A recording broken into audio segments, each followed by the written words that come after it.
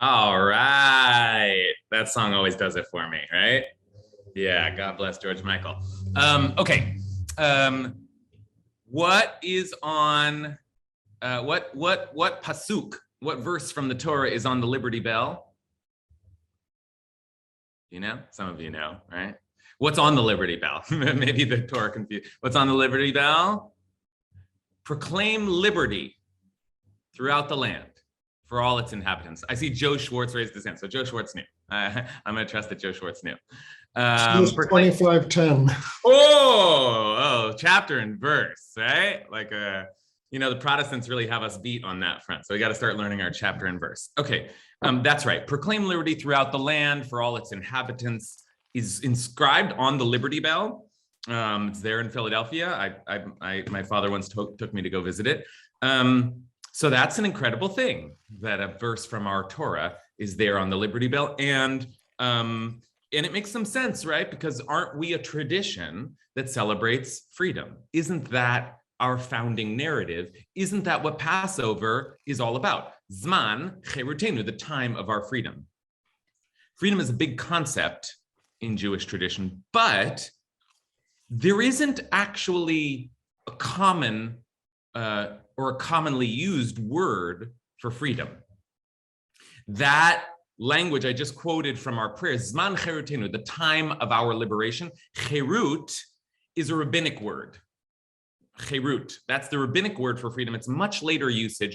It doesn't appear in the Bible, in the Hebrew Bible that way. And in fact, in the story of the Exodus from Egypt, there isn't really a reference to freedom, right? I will free you. There are a lot of other words like redeeming. I will redeem you, right? Which is kind of like purchasing you. I will take you away from your master. And then, of course, the big word is yetziah. You will go out. So you will leave this place of bondage, and bondage is certainly a word, but freedom in the way that we talk about it sort of post-enlightenment as a kind of value unto itself, doesn't appear all that frequently in the Torah, but it does appear once. And it is in that verse, you proclaim liberty throughout the land. And the word for liberty there is a very unusual word. And the word is dror. It's kind of like sounds like drawer, like pulling a drawer. A D-R-O-R is probably the way I would transliterate it.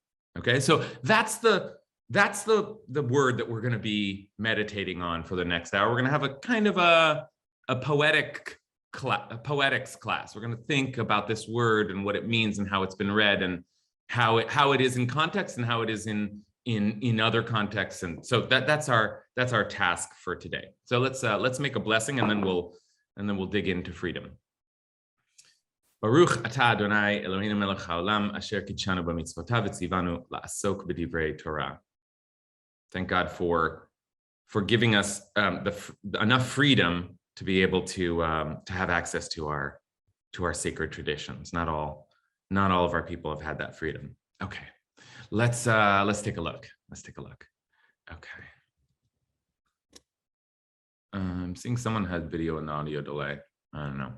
I hope that Ellie finds her way back into the class. Okay, Vera, maybe look out for that.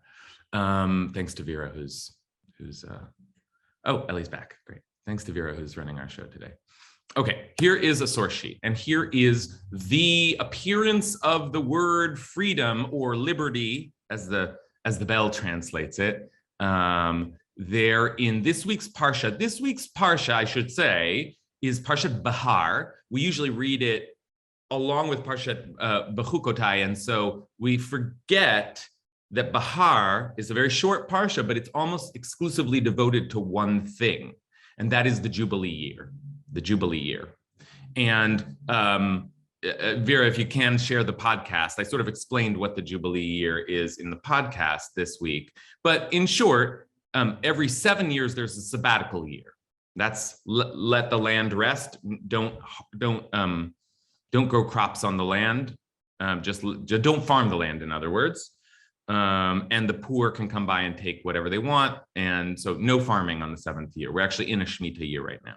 But then every 7 times 7 years, right, that's 49. The next year, the 50th, is a Jubilee year. And the Jubilee year is an extra sabbatical year, but it's sabbatical plus. It's sabbatical year. All of those same regulations of not farming the land, but more. There's more. And so let's take a look at what happens in the Jubilee year, that 50th year. Okay, you shall count off 7 weeks of years. That's a funny way to phrase it, but it's picking up on our Sfirat HaOmer language, our counting of the Omer. You shall count off 7 weeks of years, 7 times 7 years. So that the period of 7 weeks of years gives you a total of 49 years. It's a funny phrasing, but 49 years is the point. Then you shall sound the blast of the shofar. Vavarta shofar trua. In the 7th month, on the 10th day of the month, the Day of Atonement. That's Yom Kippur, Biyom HaKippurim. That's actually what I talked about in the podcast, not what we're going to talk about today. But this all happens in the 50th year, the 10th day into the year, Yom Kippur. You shall sound the shofar throughout the land, and you shall hallow the 50th year. You make it sacred, and here it is: Kidashtem et shnat hamishim shana. Ukaratem dror ba'aretz. You shall proclaim liberty throughout the land. Ukaratem dror. There's our word, dror. Daled resh vav daled, dror. You shall proclaim liberty throughout the land. Lechol yoshveha, for all its inhabitants. Okay, that's the Liberty Bell quote right here. You shall. Actually, it just starts with proclaim. Proclaim liberty throughout the land for all of its inhabitants. It shall be a jubilee for you. Yovel hi tielechem. Each of you shall return to your holding, and each of you shall return to your family. Meaning everybody goes back to their family's ancestral plot, those plots of land that were assigned by God as they came into the land. The 50th year shall be a jubilee for you. You shall not sow, neither shall you reap the aftergrowth or harvest the untrimmed vines, for it is a jubilee. It shall be holy to you. You may only eat the growth direct from the field. Okay. Now, there's lots to think about with the Jubilee year. That's the big subject this week. But for our purposes, I just want to try and focus on this proclamation: freedom throughout the land. Now, in the context that we just read, what is the freedom that is being proclaimed throughout the land? And there is an answer. There is a straightforward answer to this, and which is discussed later in the Parsha, which is that all who are in servitude go free, right? All who are in servitude go free, no matter where they are. There's a rule that you can be in servitude for 6 years, and you go free in the 7th year. But no matter where you are in that cycle, or if you chose not to go free in the 7th year, doesn't matter. Everybody goes free in the 50th year. Okay, so all Hebrew slaves, I should say, it gets complicated. Slaves that you capture from war from other nations, that doesn't necessarily apply. And Lindsay Boyd is going to be speaking about that this Shabbat. So come to Shul Shabbat this Shabbat. But for our purposes, what is this freedom in context? Why this moment of scream it out, the freedom? What is the freedom? What is the freedom? I guess maybe it's just as simple as what I said. All who are in bondage go free. But what else do we see in this passage that gives us some understanding of this word that we rarely see in Tanakh at all? So Yael, what do you read here?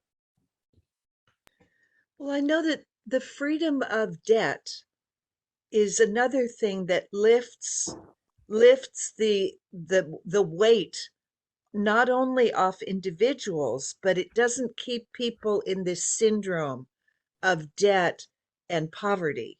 So when that's lifted from them, then they can start over, and it levels the playing field for everyone, and it gives people hope. Okay, excellent. So Yael, the problem is I wanted to give us some of the context, but the whole Parsha spells out the various laws of the Jubilee year, and so there's more here, and Yael is bringing some of that in for us. So there are many there are many rules of the Jubilee year and even of the sabbatical year. One of them is all debts are released. Okay, so everybody goes back to their original plot of land. That's one property reset. Like all land that's been purchased in the meantime, that's too bad. Everybody goes back to their original family plot. And another economic regulation is that all debt is released. And Yael says, okay, so there's the actual release of those in servitude, but also there's a release of all who are in economic bind. And so we start to get the feeling that this year is about all kinds of freedom, economic freedom as well as physical freedom, right? And what else? What other kinds of freedom? So Matt, what are you seeing here? Sorry. Calling people. Thank you. It feels what one of the meanings of the word natural these days. Let things be as they're supposed to be without all that work we've done to it. So and now saying that, I hear another echo of Shabbat, but it's like the way things are supposed to be. Go back to your land, don't be plowing, don't let everything be. I would use the word natural here in that sense of the word. Good. That's good. Okay, good. So Yael picked up on some of the economic implications and regulations in the Jubilee year, and Matt is picking up on the agricultural regulations of both the sabbatical and the Jubilee year. And as we read, you just let the land go free. The language is actually quite striking. You may only eat growth direct from the field. Right? You just let it grow. You don't trim anything. And Matt says that's also part of the spirit of freedom, is just let everything be as it is. Let everything grow as it grows. Stop. Farming is a form of regulating, constricting, and limiting the life of the ground, of the plants from the ground. And so too, just as people are being released in all kinds of ways, so just let the land be. There's a larger kind of almost ontological freedom. Everything is just free to grow and be. Okay, great. That's a great framing that Matt is offering us, and let's keep that in mind as we start to think about the many ways that we might describe the concept of freedom, the proclamation of freedom. Okay. All right, let's take one more thought on this, and then we'll push forward a little bit. Payam? It's the right to start over. You're almost putting like a 50-year cap on whatever you do, and whatever happens, it doesn't go on in perpetuity. There's 50 years, and then after 50 years, no matter who you are, no matter what choices you made, you can start over. I think it's a really interesting, different concept. Yeah. Quality. Yeah, so I might say the way that Payam's framing it is freedom from the past. Freedom from what was, freedom from the mistakes I've made, freedom from the deals I've been lured into or mistaken. Like I can start over again. I can just today I move forward. I am free. Everything is, and it's not like, oh, I'm going to start over again, but everybody's starting over again. So it doesn't put you in a position of vulnerability to be restarting your life. The whole society is starting over again. So and that's a powerful framework that Payam is giving us. What does it mean to think of freedom as the blank slate, the ability to just see what happens? Okay. All right, great. I see some other hands come up, and I think the way that this class works, all of our comments will be relevant at all times. I'm going to keep kind of feeding us. I'm going to keep feeding us descriptions, impressions, interpretations of the word freedom, and or the word drawer here.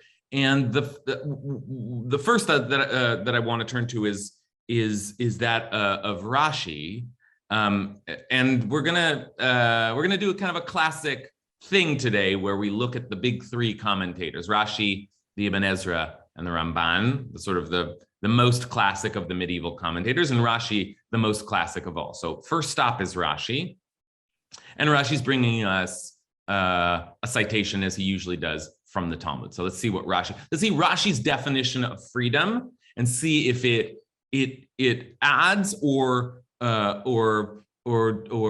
sharpens anything we've said so far. So here's Rashi's. Okay, Rashi says, "You shall proclaim liberty." Dror. Amar Rabbi Yehuda. In the Talmud, Rabbi Yehuda said, "What is mahu lashon dror? What is the etymology of the term dror?" This everybody agrees in the Talmud, by the way, that it means cherut, freedom. That seems to be consensus. But what is the real meaning of it? And Rashi quotes, "Kim dayar be daira." It's like one who dwells, madayar, in a dwelling, daira. Okay, that's weird. It's like one who dwells in a dwelling. It's like someone who is dira in Hebrew, in modern Hebrew, is an apartment. So it's a little bit, the language is a little bit like a temporary dwelling, right? Not in a bait, a house, but just in a dwelling place. And what does Rashi say that means? It means that he may dwell in any place he pleases and is not under the control of others. Shadar b'chol makom shehu rotzeh. He dwells wherever he wants. Ve'eino birshut acherim. He is not, and here's another word we're going to pay attention to. Reshut. Reshut here. Reshut means domain. It's probably the most straightforward. The reshut, like we say, reshuta rabim is the public space, and reshuta yachid is private space. So it's different domains, but the way Rashi is using it here, it's control, which is also not under the domain, under the dominion of. Okay, so this is quite an interesting formulation that the Talmud has chosen. Of all the, we've already heard some great suggestions for the how this dror echoes throughout the passage and throughout the institution of Jubilee. Rashi wants us to focus on the idea that someone can live wherever they want, and nobody's telling them where to live. So why focus on that? What does that add here? What does that add here? Now I said okay, so I'm going to start with Cindy and then turn to Ariella. Okay, so this is like particularly meaningful to me. I was raised Mormon, and this whole concept of what we're talking about is all the reasons that from the time I was 4, I couldn't understand how grown-ups were accepting the teachings. And so the freedom to dwell anywhere that you please is kind of metaphorically how I see the freedom to dwell in the moral framework that I choose. It's, free, like it's, what's it say? It's, the freedom to live like from chronic shame. In Mormonism, there's a lot of fear of the consequences of your past and fear of the future. And now I don't have to live within that framework. You're in your own domain now. Exactly. Your own intellectual, spiritual, psychological domain as well. Absolutely. I love what Cindy's done with that, right? And I think Rashi is pushing us there, and Cindy picks up on it, right? Which is to say that Rashi's taking it literally because it's about etymology. So it's about like dwelling somewhere, and you're not, you don't have a landlord. You don't have you don't have anyone telling you what to do. You can go wherever you please. And then the language of not being birshuta cherim and under the dominion of others is that kind of, Cindy's picking up on that and saying, what does it mean to be under the dominion of others?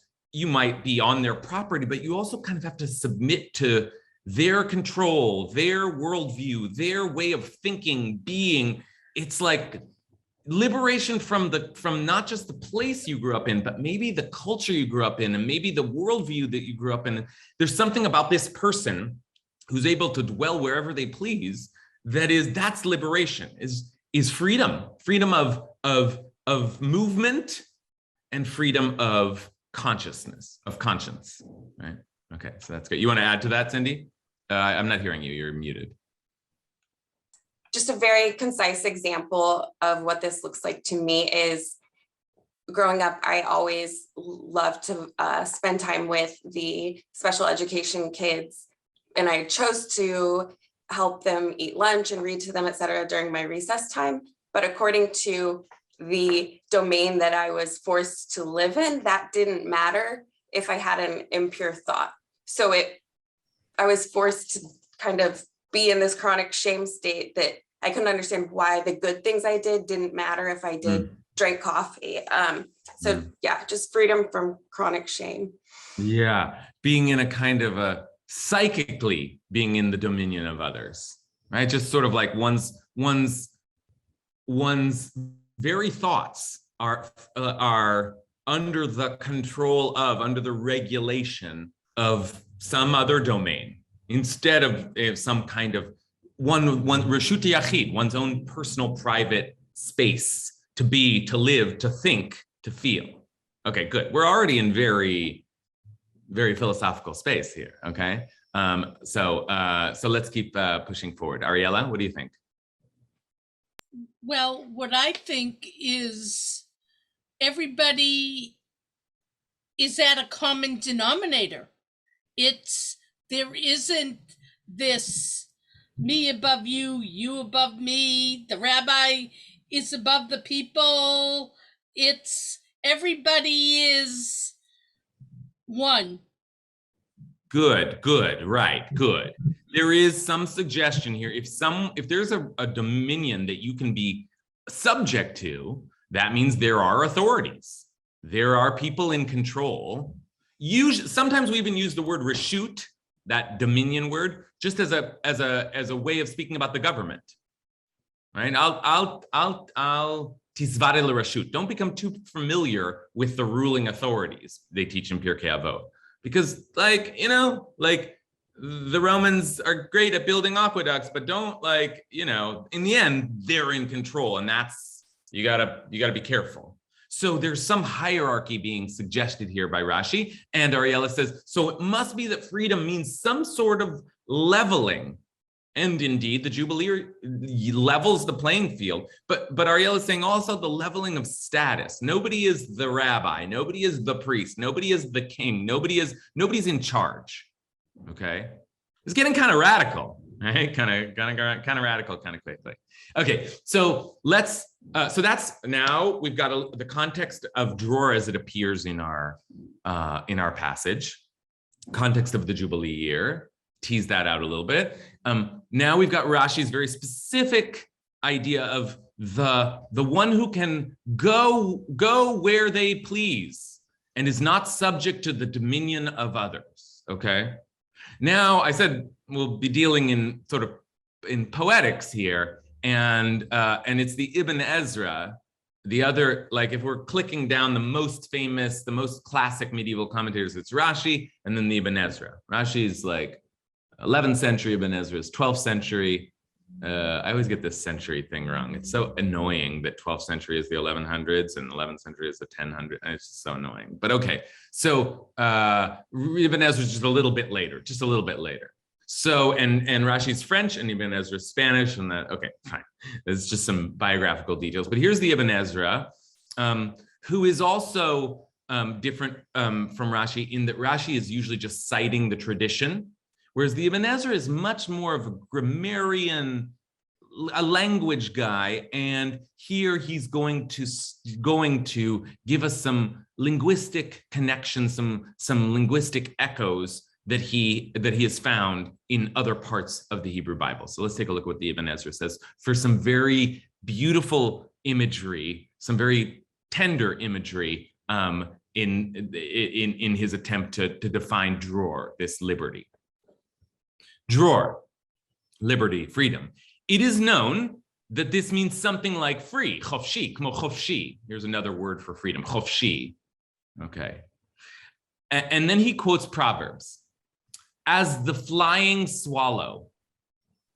Okay, the word here, dror. Let's see if I can, let's see. We'll do it just to prove him right. Let's do a little definition here. This is a very cool feature of Safari, is you can just click on a word and it'll give you, okay, here we go. So flowing, free one, liberty, flowing, liberty, a swallow, a bird. Okay, so a bird. So one word for dror, a dror is a swallow. like a little bird. And now take a look at what the Ibn. So that's a quote from Proverbs, like a flying bird, like a flying little swallow. And why connect it to that? It seems like a different usage of dror. Why connect it to that? And the Ibn Ezra says, it refers to a small bird that produces music when it is free. Of katan minagen keshehu berishuto. And here I told you to look for this word, reshut, but it's that same word, when it is free, under its own domain, right? Like same word there. However, if it is taken captive, V'im hu bereshut adam, by people, if it's in our reshut, it refuses to eat and will starve to death. And will starve to death. Starve itself to death. Okay, so I don't know about the science of this, but that's quite a striking image to bring to our consideration of dror. Dror is like the freedom of a bird in its natural, in flight, in its natural domain. Because, and now this is, I'd love to hear thoughts on what this says about freedom. But the bird, when we capture the bird, it doesn't chirp. It doesn't produce music. But when it's free, that's when we hear the bird chirping. That's when we hear the bird singing. So I don't know if there's some biologists out there that can help us, but just in terms of the poetry here, what is the Ibn Ezra adding to our concept of freedom so far, which we've been processing through the human realm, and suddenly we have this new idea that a bird can be free too. A bird can be free too, and when a bird is free, it sings. Okay, so Leah, what do you think of that? We have this in the water, by the waters of Babylon. How can we sing our songs when we're enslaved? And why? That's a great connection. That's a great connection. We can't, when we're really in bondage, enslaved, we don't have the voice to sing. But what does that mean? Why can't we? Let's sing. I think we're projecting onto birds what is in our own hearts. Is that when we are in bondage, we're heartbroken, that some basic essential thing is being oppressed, and therefore we cannot realize our true natures, and we can't fly. Our consciousness cannot fly, that we're earthbound because of the bondage. Yeah. Our hearts are broken, right? There is, I'm thinking as you're talking, I'm like thinking of all of the incredible music that slaves have actually produced, but it's a different kind of music. It's a music of heartbreak, right? And the chirp of the bird is like free music, like liberated music. So what does it mean to have a free heart that can sing its song? It's like, so it sounds like I'm being, rabbinic, I'm giving a sermon, but that's what the Ibn Ezra is asking us to consider, is to be free, proclaim the kind of freedom that the bird in flight knows, that kind of freedom, not the bird in a cage, right? Not the bird in a cage. Matt. Well, I was just thinking of the word joy, singing is associated with the opposite of bondage. So it's an expression of joy. Not freedom brings people joy, I guess. That's a profound thing to say, that we speak of freedom as a quality unto itself, not being in bondage, but having, as Rashi would put it, freedom of movement, being self-empowered, having control. And Matt suggests something I think we know to be true, and maybe the Ibn Ezra is suggesting it as well, but it's not necessarily obvious, which is that we associate freedom, the quality of freedom, the sort of, sometimes it's even a political concept, but we associate it with joy, right? Like the liberty, is the liberty to pursue, to pursue happiness, for example. But no, even more than that, being free itself is like a joyous state. There's something about feeling free that is feeling that happiness already, right? So proclaiming liberty throughout the land is asking people to rejoice. And after all, the Jubilee year is the year of rejoicing, right? So in order to rejoice, you need to be free. And being free is itself a kind of a joyous feeling, a joyous state of being. Okay. All right. Payam, you want to sneak in one more thought before we move forward? Singing is a narrative device. It's how we tell our stories. And when it's captured, it has no more story to tell. The story ends, so it doesn't sing. Wait, what did you say was a narrative device? Singing. Singing. Right.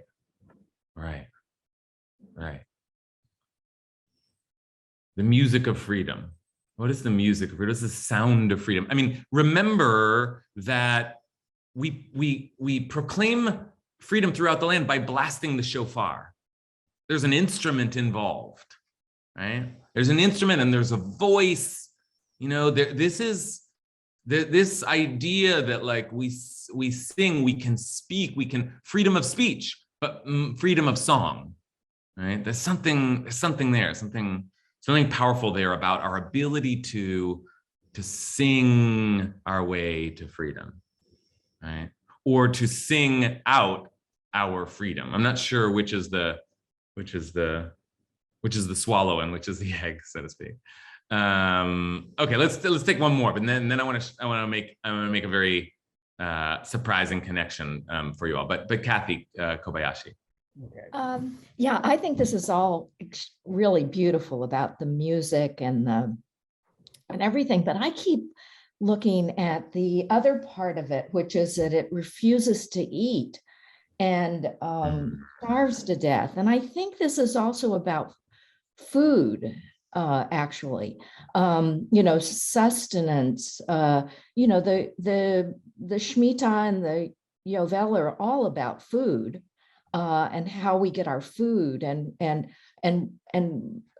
I don't know, there's something there, it seems to me. And then there's also this kind of ambivalence all throughout about agriculture.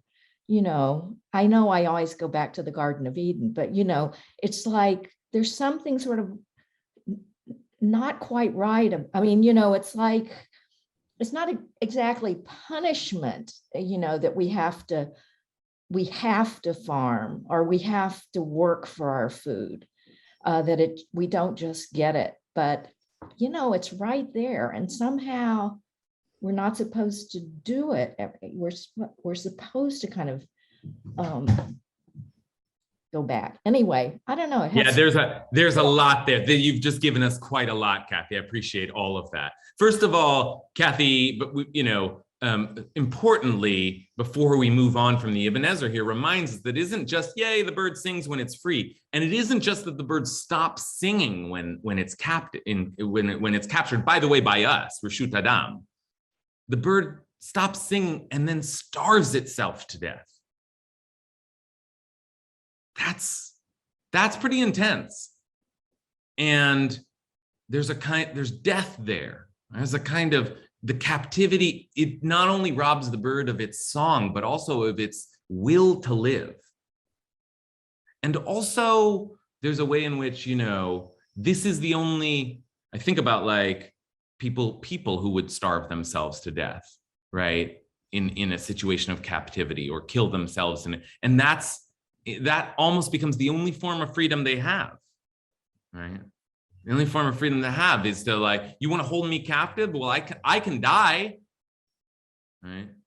So, but Kathy, so that image in itself is worth pausing on, because it's quite as beautiful as the bird singing. So tragic is the bird who not only doesn't sing, but dies in the cage. So that's important. But then Kathy says, and it's no coincidence that the bird is not eating, because that's the concern of all of this. The concern of the Jubilee Year is that some people are trapped in bondage, but also that some people are trapped in economic bondage. and everybody should be able to eat off the land. And everybody should be able to, that's the idea. The idea is just let the land grow and everybody can have, nobody is rich anymore. Nobody has debts anymore. No, everybody can just eat off the land. Now, but that seems like, well, let's try that, not growing crops once every 7 years, but there's a kind of a divine oversight to it all that seems to suggest you'll be provided for, you'll be taken care of. And then Kathy, as she always does, takes us back to the Garden of Eden, but that's exactly right. The sabbatical year, the Jubilee year, are hearkening back to the Garden of Eden, that sort of just things growing unregulated, and you come by and you take what you need. You just eat. And that's true freedom. But it's not, short of a Jubilee year and short of a Garden of Eden, it's not really possible.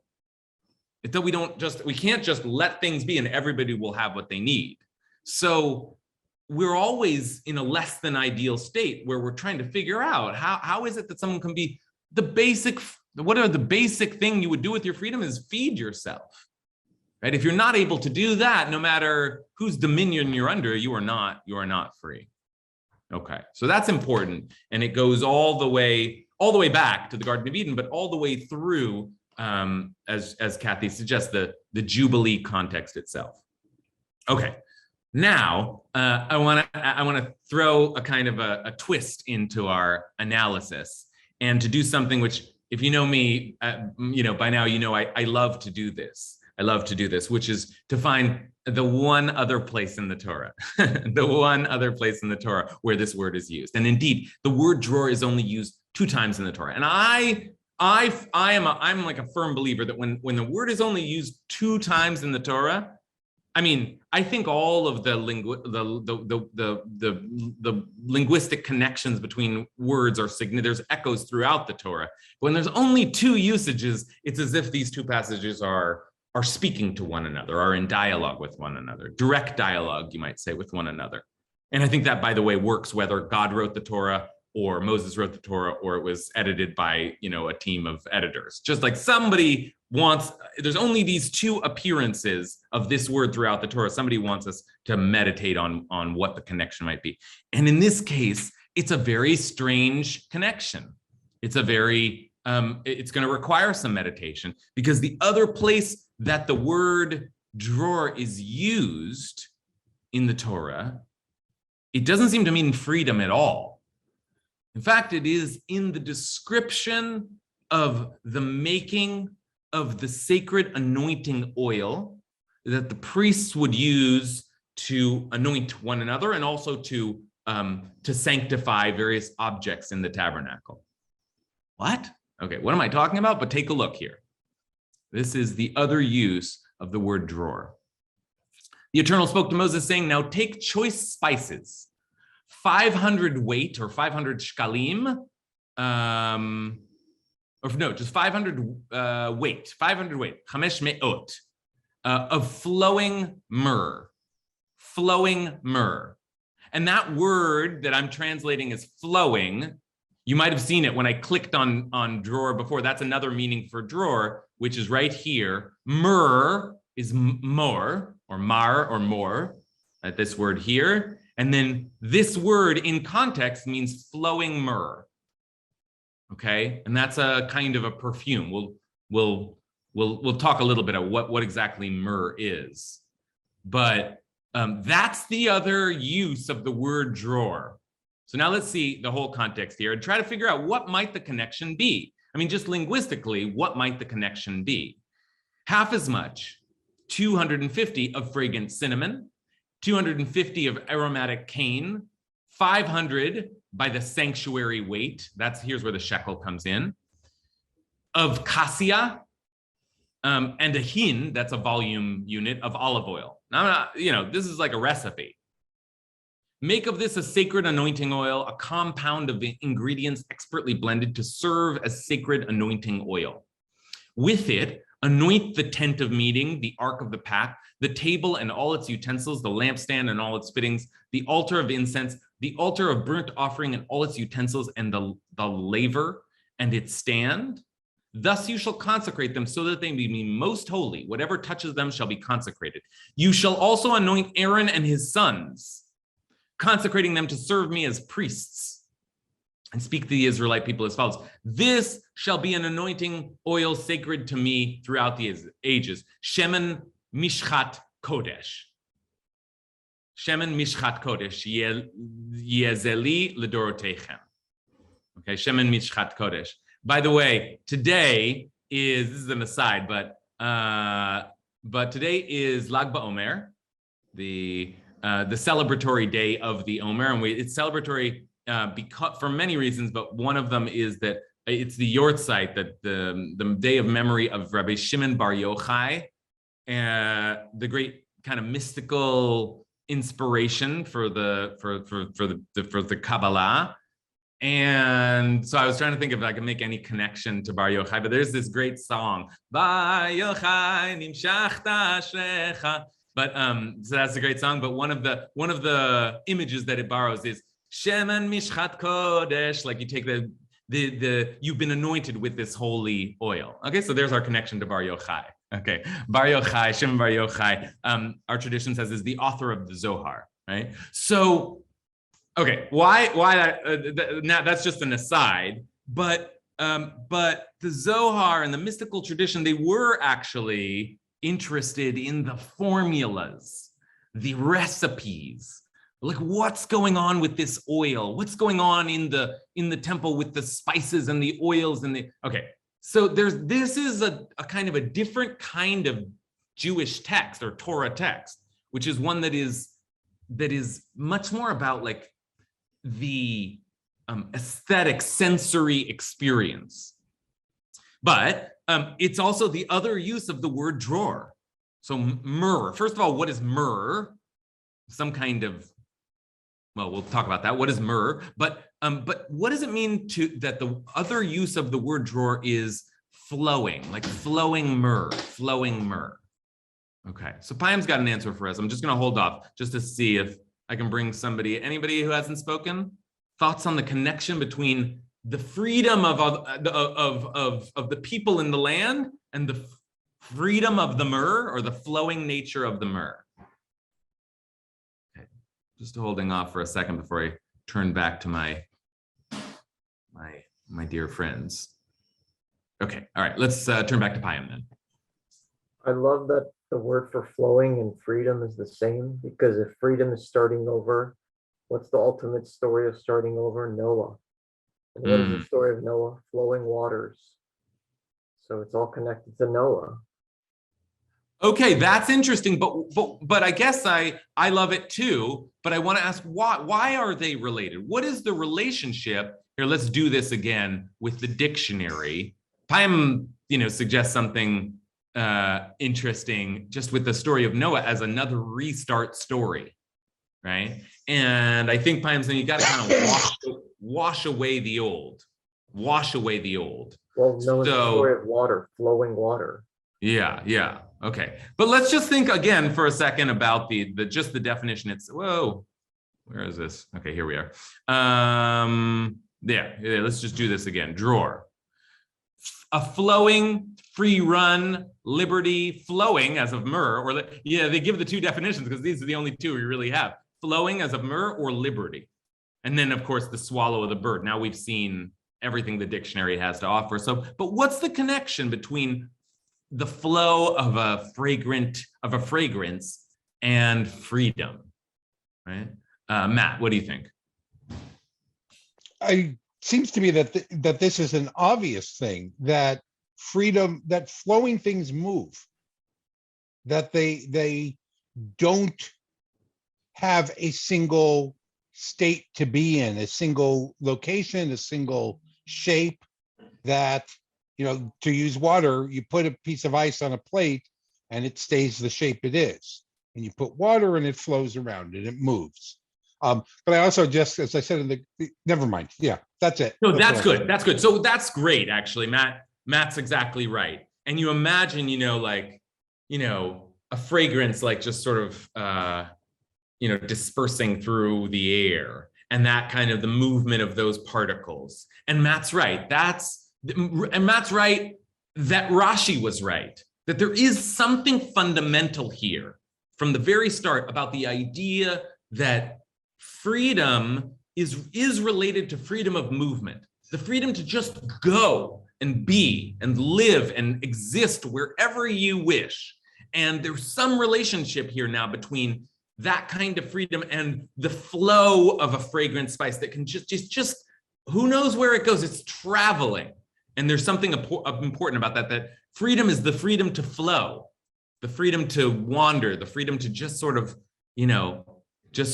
like drift out there, right? Almost like a fragrance. Rabbi Zaki. Thank you. I just started thinking about song and the birds singing and our singing, and it goes out into the universe just like the flow of the wind or the Very nice. I'm just linking it back to that. Yeah, that's very nice. We're seeing, Rabbi Zaki's reminding us that we're seeing in all of these images, the song that just leaves, and you'd imagine actually the echo, the sound waves echoing, right? The fragrance that just sort of disperses. And the chanting of, like the chanting of the Torah. When somebody during services is chanting Torah, it changes the energy. It's flowing out. Flowing out. Okay, the freedom to flow out. All right, good. So in our kind of poetic investigation here, this is an important connection. Jen Bailey-Guerra. So I'm probably getting a little too metaphorical with the flowing thing, but bear with me. I've been thinking about how the Jubilee structure has this sort of ironic relationship to freedom, in that it is a structure that we place on freedom.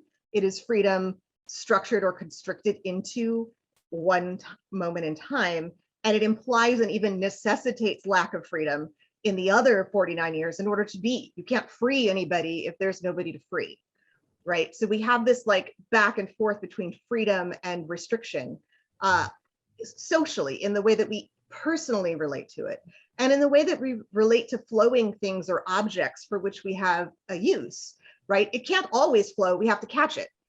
We have to channel the flow so that it doesn't flow and destroy what we don't want it to destroy. The scent that disperses in the air, we're going to gather again and use at least in another 50 years. So this metaphor to me just does a great job of encapsulating that when we talk about freedom, we're also implying lack of freedom that exists in the shadow of it, and vice versa all the time. Jen, I love the way you think. That's really, really interesting. That's really, really interesting. All of these structures of freedom are based on 6 years or 49 years or 6 days of not as much freedom, right? So there's a time of liberation. And the Torah is strange in that way. The very first law that the Torah gives after the great declaration of the 10 Commandments is that you should only keep a Hebrew slave 6 years, and then you have to let them go free. And it's like, what? How about no slavery, right? Like, what are you doing? But there's some idea here that like there's a moment of liberation, and what Jen is playing with is that maybe the kind of freedom that we're talking about, where something just kind of can go anywhere, that's so unregulated. I mean, after all, let's just let the ground grow unregulated. Well, eventually we'll all starve, because the cultivation of the ground, though it is very limiting, produces a system of produce, right? But we need sometimes to break out of that system. And so it is with perfume. You keep it in a bottle so that every once in a while you can spray and it goes out, right? You keep the anointing oil there so that it can flow over the, when you find King David, you bust it out, right? But there's a tension there. And I want to just add to that in that tension, part of what we're seeing is maybe there's some need for constriction sometimes, and therefore like some desire for liberation from that constriction. But there is also, make no mistake, too much constriction. And the bird that starves itself to death has been too dominated, right? And the slave that works for more than 6 years, that's too, again, we have a whole different paradigm now, but that's too much. There's a certain kind of it can't go on forever, even if we understand that part of what freedom represents is sort of chaos, entropy, and that we can't have all the time, right? So there's a real tension here. There's a real struggle here. Okay. All right, great. I want to show you one more text, in part because I want to check all my three boxes: the Rashi, the Ibn Ezra, and the Ramban. These are kind of the big three. And I'm always happy when I can turn to all three of them in the course of a class, but also because the Ramban offers us another image and does, with the dexterity that only he has, he does a great job of taking the drawer of the Myrrh and the drawer of the Jubilee and finding a kind of weird connection between them, as Matt was doing, finding a kind of weird connection between them and giving us yet another image of freedom. So take a look at what he says here. He says, okay, here where I am. Okay, here we go. So here is the Ramban. Okay, so flowing myrrh. He's actually commenting on the flowing myrrh, right, back in Exodus. So he says the commentators, including, and I love just the way he puts this, Harav Rabbi Moshe, and he's referring to Maimonides, but he just calls him the master Rabbi Moshe. All of the commentators, they've generally agreed that myrrh is that perfume which is called musk. And moose, he calls it, musk. And musk is an animal perfume, and even describes later on a substance gathered in a glandular sac under the skin of the neck of a deer. Okay, does that sound right? I don't know anything about this stuff. So like musk is originally a kind of an animal scent. Okay, so but he says he's in Exodus, but he already knows that eventually this word will mean freedom. Meanwhile, others have explained that the word drawer is related to, and you shall proclaim liberty, freedom that we've been thinking about. Meaning, so how do you make sense of that? Well, they say, oh, maybe it's like freely flowing, so it's free from any imitation or adulteration. So it's pure, free of additives. But he doesn't like that answer. So what's the real connection between the freedom of movement and the myrrh of deer scent? Strange connection, but he finds one. But perhaps we can say, he says, that when the Torah requires it to be gathered when it's free, meaning that it should be taken from that deer while it is free. And listen to this language: wandering between the spice beds and enjoying itself at will. Because once it is captured and held in the possession of human beings, there's that word again. All of our commentators have used this word as the counterpode to freedom, reshut, dominion. But so the deer is wandering between the spice beds and enjoying itself at will, because once it's captured and held in the possession of human beings, it produces but little more or myrrh and does not have such a pleasant odor. And this, he says, is quite obvious. We know this. Now, I don't know how obvious it is. I don't know any of the science of that at all. But the imagery, I want to turn again to my stepfather. He's usually I lean on him in matters of biology. But the imagery is quite striking. It's actually similar to imagery we've seen before. Again, the human being capturing an animal, just like the Ibn Ezra imagines we capture the bird and the bird stops singing. But in this case, the Torah wants us to get myrrh or musk from a free animal, because if we capture the animal to get it, there's something a little different about this image. It stops producing the scent. It starts smelling bad, and it's weak and foul, right? So as we come to a close here, is there anything that Ramban is adding? This, in some ways, he does a beautiful job of connecting all of the two usages of the flowing freedom and the liberation freedom. But what else? Just one last image here. The deer that is captured, just like the bird that was captured, no longer produces a fragrant smell. I see Ariela's got a thought. So Ariela, you wanna offer an interpretation? Well, yeah, just a free person thinks and can produce ideas and has a more free flowing than when somebody is in captivity, in dominion. They can't express the same ideas. They're limited as a person.